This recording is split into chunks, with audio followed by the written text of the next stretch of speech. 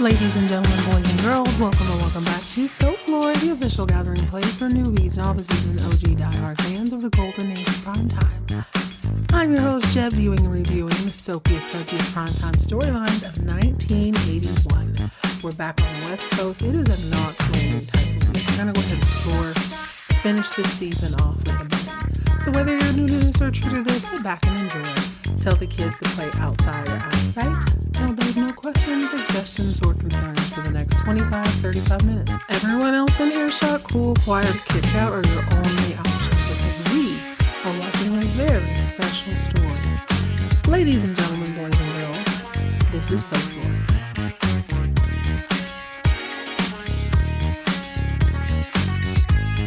Hello, gorgeous. Welcome back to the primetime edition of Folklore. I'm calling this not easy. Yes, that's corny, but we're not going to watch 80s soap operas and not be a little bit corny. I hope your day is shaping up well. I am elated because I realize there's only a few more episodes left, so why not just persevere, push through. Today we're going to talk about episode 15 of season 2, Man of the Hour. Not a lot to suspect with that title. That could be anything or anyone, so long as they are a man on this show. But this one will surprise you. I'm surprised because I did not expect another very special episode on Knott's Landing so soon. This one reads a little bit more like a back in the day after school special though. So settle in, grab something bubbly, bright, or nostalgic, and let's jump into season 2, episode 15, Knott's Landing, Man of the Hour. Before we jump into the show, I have not been reading my text lately. I got one from San Antonio. There's not a name, but hey, San Antonio. They would like to know, Jet, who do you think the best actor, worst character, and vice versa is on each of the shows? Best actor, worst. Okay, that's how I'm gonna interpret that. I hope that's correct. And let's start with the obvious. Play along at home. If you've been listening, you already know it would be, let's do Dallas first. North Texas Lolita, in my opinion, I'm sure she got better with time, is the worst actor on the show. And I think the best character on Dallas would be JR, followed very, very closely by Sue Ellen. And maybe the second, that's kind of hard. I think Lucy is, this season, she's just struggling. She does not seem to remember her lines. She does not seem to know if she's a child or this bombshell in college. I don't know if it's so much the acting as it is the character they wrote up. So she would kind of fall for me as the worst, worst character and actor, if that makes any sense. With JR being the best actor. Probably, what's her name? Belle Geddes. I can't remember her first name. Miss Ellie. I think she might be the actual best actor on the show if they actually let her play out her role as she would like to. Everyone else sort of falls in the middle. I know some people are probably looking at their phone now like, are you serious? What about Ray? There's not a lot to go on, but I feel like Ray has been the most consistent. He has been that yuck, oh shucks the whole time. So he's giving me exactly what I expect. I just expect more from Lucy. Let's do Dynasty. Ooh, I don't know. I don't know that I think any of them are just spectacular at acting in this particular arena. I would like to phone a friend or go back in time a little bit and say that original Steven was probably the best actor to me on the show and character. And now Alexis is definitely the best character on the show. Dynasty's kind of a wash. Nobody's bringing a whole lot of heat. Kirby's a great actress, and I also like her character. So best character to me, final answer is obviously Alexis. Best actor is original Steven. Worst actor would be Fallon. Not just because she's just not. I'm so disappointed that she's not the Fallon from season 1, episodes 1 through 5. She was amazing, but she has floated onto the ether. I'm not a real fan of her. Okay, on Falcon Crest, I would say, ooh, now this one and Knott's Landing are going to be a little bit more difficult because I feel like most of the cast is really, really good at acting. I love the character. The acting sucks. That would be Lance, aka Lorenzo Lamas. He's so much fun to like, but his acting has improved. I will give him that. He's definitely the worst actor on the show, with a very, very close second coming in for Cole. But I do enjoy his character. I feel like his character is 100% necessary, where I don't really feel like Cole's is. Best actor, ooh, I can never go against the Perm Rod Goddess. And Chase is right up there with her for me, but I think that one's too hard because Falcon Crest actually has pretty good acting. I think that Chase delivers his lines a little bit better. Chase and Maggie both do. Maggie doesn't emote a lot with her face, which is a little bit distracting, but I would say that Chase is the most intense. And I think that Angela, it does feel like she's reading, but she's from the old school. She's from the studio system. So I have a very hard time saying she's not a great actress. She is. She and Barbara Bel Geddes from Dallas. What's her name? I think Angela's name is Jane Wyman. Unfadable. I will not go against her. Okay, now Knott's Landing. I can't really say that anybody's a terrible actor or actress. I do think if I had to pick, it would definitely be Dirty Diana. She got on my last nerves this entire episode.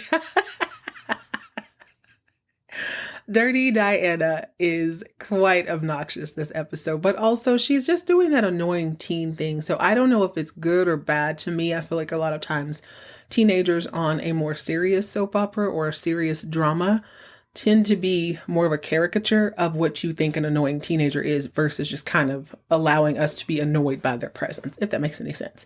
I hope that answers your question. I'd like to know who you think. Who do you think is the best actor, best character, worst actor, worst character on each of the shows? Check the show notes and text me. Okay. It's a little rude to call Diana Dirty Diana since she's a kid on the show, even though she's older than me in real life. I really love that Michael Jackson song. But this isn't about Michael Jackson. It's not even about Michael Fairgate. It is about Eric Fairgate and right place, wrong time, wrong place. That whole spiel. What we have is a teenager-centered episode. Not completely, not entirely, but a majority of this episode centers around not only the teenage Fairgate children, but around Abby's smaller children and her ex. So let's dive in. At the top of the show, what we find out is that Ginger has a sister. And we remember this because on the We're Basketball and Babies episode, Eric, who just happens to be my favorite Fairgate child, if I must go there. I don't really know why. I think I'm a middle child. Maybe he's a middle child. I just see him as he's not really kicking up a lot of dust. He asks great questions, I feel like, when he is on the screen. The little one is just little, so there's not really a whole lot to gather from him. But Eric, if you recall, had a thing for Ginger's little sister. Now, when they opened up on the show and it's pretty obvious that she is Ginger's sister, I was thinking, dang, did they switch actresses? Was that this season or was that late last season? I can't really remember when that episode was. But it turns out, no. Eyes are not deceiving you. Ginger has not one, but two baby sisters. And they like to come up from San Francisco to hang out at her house, or I guess come down from San Francisco to hang out at her house because she's like cool and they're her baby sisters and her husband is a record producer. So, it's just a good time. So they're sitting in the living room about to run amok. Their little friend Jamie is there. So it's Jill, Jamie, and Eric and his feathered duster mustache. I love a mustachioed teen. It is so funny to me. Not to make fun of them, but it's just so weird to see a child with a mustache. It's hilarious to me all the time. Jamie is a teenage boy and he wants to have a good time, but he lives in a strict household. We learn later on that Ginger's little sisters also live in a very strict household. Their parents don't approve of smoking that Mary Jane. Not that many parents do, but Jamie's like, hey, Eric, can you do me a solid and hold these here weed cigarettes for me? And then when he holds them up, they look a little tinged. They looked a little yellow. And I thought to myself, okay, maybe they're old. Maybe he stole them from his dad's pockets from the 60s. I don't know. It reminded me of that scene on Once Upon a Time in Hollywood where Brad Pitt and Leonardo DiCaprio decide they're going to go ahead and smoke this cigarette. I guess Brad Pitt does. Leonardo DiCaprio is studying his lines, so he's not really smoking it, but it looks like that. I did not immediately think that it was laced with something. Now, Eric and his baby mustachioed face. Eric is a good boy. He just goes home. He takes care of his little brother. He watches out for his sister. He likes to mind his own business. And he's also high-key paranoid, as he should be if he's carrying around this loose-leaf marijuana cigarettes. So he gets home. Don't really recall. There's a little get-together, as there always is on Knott's Landing. He wants to go upstairs. Through some events, he ends up... Oh, I know what it is. So y'all remember little brother Michael, the one who has to run around all day and all night and they have to eat really healthy? Well, he's running out of the kitchen, telling his mother he wants to eat in his room. I swear, Mom, I'm not going to spill it. She's like, you're going to spill it. I'm not going to spill it. You're going to spill it. He and his brother collide on the steps, on the staircase, and he does indeed spill it. Now, part of me is like, now that's just Mom's luck. He was not going to spill it until she said that. But of course he does. And he smears whatever it is he's carrying on his plate all over Eric's coat. So Eric has to think really quick because his mom's like, oh, well, just give me that coat. I'll take it to the cleaners. You can wear this other one. So they do the switcheroo and he does a sleight of hand. He grabs the weed from his pocket. He makes a fist, takes off the jacket, puts on the new one, stuffs the cigarettes inside. So later on, there is a little get together where teenagers get together. And of course, they drink their wine coolers and stolen booze. I'm not trying to tell on myself, but I'm just saying.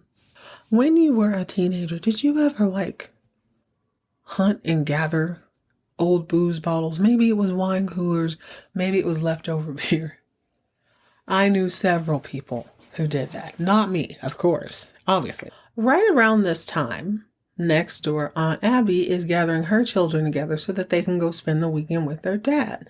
Now, I'd all but forgotten about the ex-husband and his promise to make her life a little bit of a living hell. So when he comes by to pick up the kids, it's no surprise that he's not all kissy boo-boo in the face because he can't stand her. He wanted her back. She let him on. Now he feels a way about it. But what can he do? He can't show out in front of the children. He can't make a scene there. And it's probably in his best interest to keep a low profile until all of this custody crap blows over. He picks up the kids. Very little pleasantries are given, but he's like, okay, say goodbye to your mom. Say goodbye. And he says it in a way that has Abby's heckles up. Mine too. I'm like, why is he saying it like that? He's looking at her like, if I really wanted to, I could just snatch these kids away. So she lets the kids go. But she does spend the rest of the episode just sort of nervous about whether or not they're coming back. She makes a series of phone calls the next day. No answer. She leaves messages. No answer. Now, this isn't all that odd if you really think about it. If he picked the kids up on a Friday afternoon, if they're out doing something Saturday morning or even Saturday afternoon, hell, all day Saturday, that's not really that unusual, is it? Doesn't matter what you think. It matters what you can prove. She thinks something is up, but there's absolutely no proof. So she spends the majority of the episode just kind of thinking about it, tormenting herself, if you will. It's also worth noting that at the end of the last episode, after the burglars were arrested, all the couples comforted each other and walked back into their respective homes. Abby was left standing on the sidewalk, kind of comforting herself. It was the first time I thought to myself, maybe she's lonely. Maybe she's longing. She feels like such a free character. I never thought that about her, but she was definitely kind of looking to and fro like, dang, I don't really have anybody home. I also had forgotten that she's a little bit sweet on Gary, so it probably stung a little bit to watch him walk off with Val. We've definitely got to move on. I just had a thought. Speaking of obnoxious teenagers and Leonardo DiCaprio, I remember being a kid watching The Man in the Iron Mask. You could not tell me that Leonardo DiCaprio was not robbed in that role. I thought he was fantastic, amazing. I literally said this for years, that he was so good in that movie. I rewatched it recently and I was like, oh my God, what was I thinking? I don't know what I was thinking, but he definitely wasn't it in that. But look at him now. That's all I'm saying. I hope the same is for Miss Charlene Tilden. I hope she improved. I'll definitely have to find something that she's done recently-ish, last 20 years, to see how her acting is. You know who's not a bad actress? Karen fair game. So, back at the house, Eric is gone, and she reaches in his coat pocket for one reason or another, and he has unfortunately pulled a very bad slip. He only grabbed 2 of the 3 weed cigarettes, so there's one loosely in his pocket. She sees it, and she's like, oh my God. Sid's in the living room talking to Val and Gary and Diana, and she holds up the joint, and he's like, ugh, his face is disgusted. Gary's face is like, oh shit. Val's like, oh my. And Diana's like, yum, dang, I wonder where she's going to stash that stick. Diana is a mess. So Eric, of course, makes it to the party, but he can't hardly relax because, he was almost caught. But now it's time to do the distribution, get this party going as they had planned. So you can imagine Eric's surprise when he reaches into his pocket and retrieves only 2 joints instead of 3. It hits him like a ton of bricks. Oh, crap. Now, by this time, Jamie and Sydney, not Jill, are at his side like, what happened? Dude, did you smoke the other one? He's like, no, worse. My little brother ran into me. He spilled some stuff on him. My jacket's at home. The other joint is at home in my pocket. I got to get going. And his friend's like, no, don't do that. Because what are you going to do? You're going to walk in and go, oh, I left something in my pocket. Like, no, you can't do that. Cindy agrees. She's like, no, that's just super suspicious. Nobody's going to go in your pocket. Relax. So he sort of relaxed. Side note, his feathered layers are unfadeable. His haircut is what Fallon's should have been. I'm not just hating on her, but it's almost like they tried to give her a dancer's haircut and she just does not have that much hair. It does not fall on her the way it falls on Eric. This kid's got a head full of luscious hair. It looks amazing. Unfortunately for him, though, his mother does go through pockets. So back at the house, she's already removed the joint and Sid has this totally just over the top reaction. I can't say it's over the top. He's freaked out. He's read all these things about marijuana and how terrible it is. But it's unusual to see him give that much emotion. He's not the calm, cool, and collected type. Karen is. Diana, in the meantime, does not understand that she does not pay not now meal in that house. She feeds nobody. She maintains no one other than herself's life. Who are you to ask them anything? She's like, I can't believe you went through his pockets. Like, all I'm saying, I wish I would have said that to my mom. Now, I understand defending your brother, but what you do is you be like, oh man, that's crazy. Well, I gotta go. Go tell him, hey, don't come home for a little bit. I gotta smooth some things over. Mom and dad know about the joint. Let's get our story straight. That's what you do. She's all in their face. How dare you look through his stuff? And Karen's like, not now, just chill. Sid is like, of course I'm gonna look through his stuff. He's doing something illegal. This is wrong. This goes against everything we taught him. This is a dangerous gateway drug. Diana's like, it is not. You're definitely overreacting. TV rot your brain way more than marijuana ever could. And say, I'm paraphrasing this, right? So Sid's like, wait a minute. Now you're talking at the side of your neck. Now I'm suspicious. Have you smoked the marijuana? And she's like, of course I did. You know what? I thought it sucked. But other people don't think it sucked, and that's their prerogative. He's like, what's that got to do with anything here? Before things can escalate too much, Gary tries to interject. He's like, well, if I could share my story. Valine is probably like, oh my God, I'm not in the mood for this tonight. I'm not trying to hear that I was a drunk loser who ran off to Las Vegas. Like, anybody's trying to hear all that. She says, Gary, baby, this is family business. Why don't we just leave? He's like, you know, you're right. You need me, just call me up. Diana and Sid go back and forth for a little bit, and then she decides she's going to leave because her friends are there. She's going to go eat some pizza. Please be cool with Eric when he comes in. Like, just give him a chance to explain himself. Well, this turns into a mild argument between Karen and Sid. He can't believe she's being so cavalier about the whole situation. Meanwhile, he's freaking out. He's like, it'll ruin his chromosomes. It'll slow down his response time. This is not a good thing. This is illegal. I can't believe he's even participating in that. And she's like, chill out. When you met me, I'd been arrested 11 times for doing sit-ins and protesting. I was always in trouble. Like, this is nothing. He's like, no. This is not the same thing. She disagrees. This is the exact same thing. He's like, no. You were fighting for social justice. You were actually trying to make a difference. You sitting in somewhere to defeat Jim Crow laws is not the same thing as smoking weed, which I would agree. But to her point, I did something that I needed to do to prove a point. Maybe he's doing that too, maybe not. All she's saying is like, let's give him the benefit of the doubt, and then we'll let the chips fall where they may after that. Sid's not trying to hear all that. Now, meanwhile, at the party, Eric is in a little bit of a conundrum because he's not really into smoking like that. But, I mean, the joint's about to be passed around. So you can imagine my surprise when I looked up the actor. His name's Eric Stoltz. The guy who was in the first Anaconda, the one with J-Lo. The redhead guy. He was also that creepy dad on Butterfly Effect with Ashton. Anyway, that guy is a young man in this. So he comes up to them and he's like, hey, are we going to do this or not? But then he goes around the corner and he does a little something funny to the joint before everyone goes into the room. Next time we see all the kids, everyone is high. They're talking about how potato chips are screaming and the ocean is the loudest song. And oh my God, I can see the music. They are high. Everyone except Cindy. Now, Cindy is high, but she looks like she's going to vomit. This is not settling well with her spirit. This is not good for her. She's like, yo, I'm hot. Oh my God. I don't feel right. Something's off. Next thing you know, she goes tearing out the front door, freaking out. She's like fluttering and doing all these things. Eric makes chase. Turns out, Anaconda J-Lo redhead guy had laced the marijuana with a little angel dust. Now, I'd only heard of this from the movie Friday. If you know, you know. Didn't realize that maybe that was a thing back in the day. Maybe it still is a thing. She has a severe adverse reaction to it. So now everybody at the party is in a dilemma. What do we do? Half the crew wants to call parents.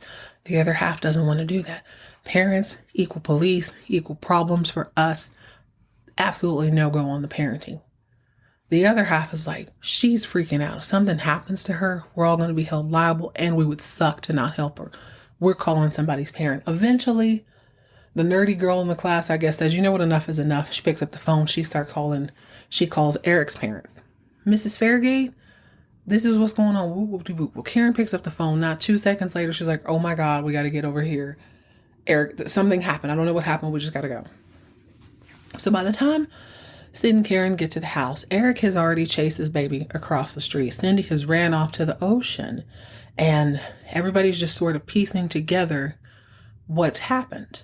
Now, on the way to this house, I forgot this part, Ginger and Kenny are out on a night stroll in their coats and they're all bundled up, which I guess it is cooler by the ocean. But one of the arguments that Abby made when her ex-husband came by was that he kept asking, okay, do they have sweaters? Do they have coats? Do they have this, that, and the third? And she's like, well, it's been so warm lately. They don't really need it. They decide to give him the coats and stuff. The little girl goes upstairs and gets it. Eric is also wearing a coat. Ginger is also wearing a coat and like a skull cap. So is it cold or is it not? It don't really matter. The point is Ginger, Kenny, Karen, and Sid get down to the ocean and they can see Eric trying to resuscitate Cindy on the beach. And instead of rushing down to render aid, they just all watch. I can't for the life of me figure out why they felt like that was a good idea. They just sort of watch. Eventually, someone goes to call 911. I think it's 1981, so 911 exists. They go call them, and she is transported to the hospital where we later find out that she is in a coma. Now, they don't know if it's because she ran headfirst into the ocean and almost drowned, or is it the angel dust laced joint? The doctor who tells them all this has the most perfect, spherical looking afro with the pork chop sideburns. He looks like he could be not in the Jackson 5, but the Jackson 5's cousins, the Jeffersons. But he chose a life of medicine instead. Now, his prognosis is Cindy has a better chance than no chance at all. Definitely maybe gonna live. Probably, likely, could pass. We don't know. Ginger and Kenny and Karen and Sid at the party, once they got there were only like 2 or 3 people left. They deduced that she had been on the marijuana that was laced with something. Now, Kenny knew all the drugs. It's a PCP, it's a crack, it was angel dust. So he knew straight away what it was, but I guess that's par for the course with his line of business. She's in the ICU recovering, but it just leaves such a heavy weight on everything. I actually have a beef with Knott's Landing this episode because I was not expecting to shed tears, but I actually did. Sid and Karen have a problem. Their son, as far as I know, supplied someone with marijuana. This girl is now in a coma. Not just any girl, a teenage girl. It's devastating no matter who it is, but it's a teenage girl. And it is a teenage girl who happens to be the baby sister of a very, very close friend. Even though Eric ran out and saved her, a lot of the details are a little bit muddled. He's not doing a lot to explain the situation away because he too is concerned. This is not what he wanted to happen. He's shocked that his first experience with drugs ends up with a girl that he likes in a coma, but he also knows how much he has disappointed his family. Now, Karen, being a mom, moms, you would try to swallow things when it's not easy. You try to appease people. So she's stuck in a rock and a hard place. Obviously, nobody wants this girl to pass away, but if we can be honest here, and we can, this is a situation that, as far as she knows, her son caused. You want to protect your kids from outside forces, but sometimes it's hard to protect them from themselves. And this is a mistake that no parent wishes on anybody. Sid is not taking it well either. He's so disappointed. He's so pissed off that he can't even look at Eric. He can't even face him. It makes him sick to his stomach. This, of course, creates tension between Sid and Karen for the rest of the episode. She's like, your son needs you. He's stressed. He's struggling. Do something, Sid. He refuses. Diana, on the other hand, has a totally different approach that I didn't even really think about. So Eric's up in his room. Now, he has a little bit of trauma too because he did jump into the ocean. He didn't really remember a lot of it because he was somewhat high. But I think he's just not only in physical shock, he's mentally shocked. Like, holy crap, she could have died. She could be dead. I don't know this. So he's in his room just trying to maintain some composure. Diana comes in and she's like, I know good and well that wasn't your joint. Why don't you tell Dad it was Jamie? I want to tell him he has a right to be mad at me. And she's like, man, no, he don't. Like, you're taking responsibility for something that's not your responsibility. But it is, though. I said yes to holding the marijuana. I didn't pass it. I passed it along. Unfortunately, something happened in between that. He is, he knows a little bit about the angel dust, but he's not, all he's worried about is her. It's such a tough place to be in. It's easy to be sympathetic all the way around because they're teenagers. But when you start thinking about the consequences, if she is not waking up from this coma, there's going to be hell to pay. And it would be a shame to see his life go to waste, to anyone's life go to waste. But he's standing 10 toes down. He's not talking about anybody else. He's taking full responsibility. As admirable as this is, the next scene is when Ginger's mother comes from San Francisco. She comes from the hospital. She's very difficult to read. She seemed, what's the word?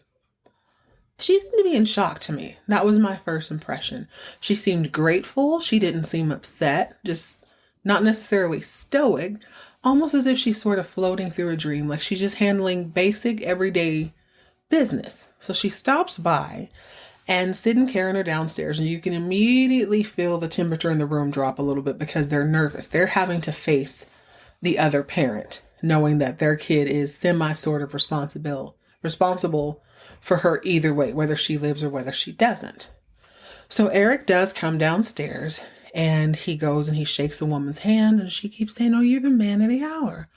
From what I understand, you saved my daughter's life. He says, yes, ma'am, I want her to be okay. She says, I know you do. Listen, don't worry about entertaining me. So he turns to leave, and she says, he's a handsome boy. What will he be if she dies? So the Fairgates just all kind of freeze because what do you say to that? And she goes, he's still in the room. And she says, you're the one who brought the marijuana cigarettes, didn't you? Karen jumps in. Yes, he did, but it wasn't the marijuana. It was the angel dust that put her in this predicament. And the mom goes, well, I mean, yeah, kids will be kids. It doesn't really matter who brought what. Kids are going to do what they're going to do. She's looking around the room, and then she kind of goes back into herself. So what you realize is happening is she's trying to process this all in real time. And she talks about how Ginger's father passed on early, and Ginger was already in school when that happened. Jill and Cindy were practically babies. So basically she's had more time with them. Jill is a pretty one. She doesn't even talk about Ginger. I don't think she likes Ginger very much.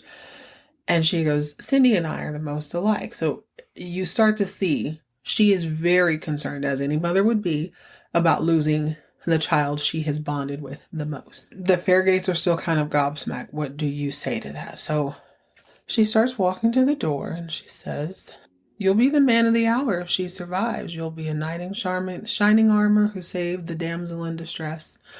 But if she dies, you're going to be her killer." And as she leaves, she says, "I wish it was you. You deserve that, not her." And Karen's like, now, wait a minute. Now, I'm with Karen because it's like you want to defend. Hey, don't talk to him like that. That's my son. But none of the words she's saying are false. Now, whether how she feels about what happens to him is her thought, it is just such a difficult place to stand in that. So I can feel myself, even now, I'm like, oh my God, I'm getting upset. So Eric is just kind of staring her. She leaves.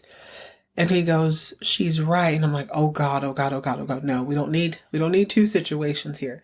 Karen runs to him to try to comfort. And she's like, she's not right. No, she is right. But he's like, I know who I am. I know what I am. Sid doesn't say anything. Now, see, the whole situation with Sid is that he feels like Eric chose to do this. This is a consequence. He deserves to feel bad about this. I'm not going to step in and stop him from feeling anything. Karen, I don't think you should either. Let him feel something. Her thing is like, okay, but cool. But when does that end? What if this girl never wakes up? Does he have to feel like crap indefinitely? At what point do we get to build our son back up? How long is too long for this punishment? Well, after this, the look on her face. Oh God, I'm such a wimp. She's about to cry. I'm like, oh my God, I'm about to cry. This sucks. I hate everything about this, but I also love the writing. This hit so deep. What can you say? What can you do? Whew, it's getting a little heavy. So luckily, baby girl does wake up. Ginger's sitting with her in the hospital. She eventually comes to. She's thirsty. Physically, she's fine. It's going to take a little time for things to come back to her mentally. So she does live. So Kenny ends up coming over to tell everybody how Cindy is doing. And Cindy woke up and told them all about Jamie and the lace, whatever. She basically said it was not Eric's fault. All he did literally was like hold it. It was passed to him. He held it. That's all he did. And then he saved her life. So Kenny is relaying the message from the mother-in-law. She wants to thank him. She thinks he's a great young man, which, you can't really fault her. That's her daughter. I don't expect people to be PC at all points.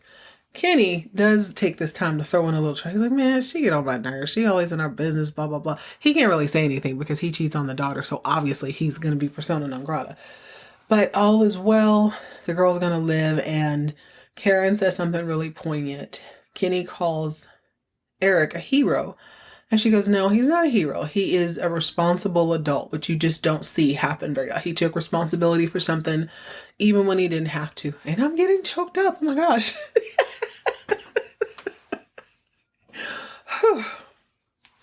I'm going to stop talking about this. I don't know why I'm so emotional. It's just beautiful. I love this. This is a good redemption story. And she's right. He just did the thing that needed to be done. Didn't matter if he was going to get in trouble or not. He stood 10 toes down. And it also sucked because Sid, his face just falls when he hears all this. He's like, dang, I really was being way too hard on him, which just seems unusual for him. But character growth, I'm here for it. And this kid remains my favorite child on the show. Oh, speaking of children, remember I told you Abby was a little bit nervous about the kids being gone. She had a feeling that something was going to pop off. So I'll leave I'm not even going to talk about that. Just know Abby's got her eyes open. Just know that. I want to make sure that I leave a little morsel for you guys to enjoy if you so choose to do so. All right, guys, that's it. That's all. I need some tissue and something a little stronger than sparkling water now. I'm going to go recuperate. I want you to join me next time as we jump right back into Knox Landing Season 2, Episode 16, whose name I have no idea what it is going to be. In the meantime, in between time, what do we learn today? Don't wear coats to the beach. Don't take sepia-colored joints. Tell your little brother to keep his ass downstairs with his cake or whatever so you don't run into these situations over and over again.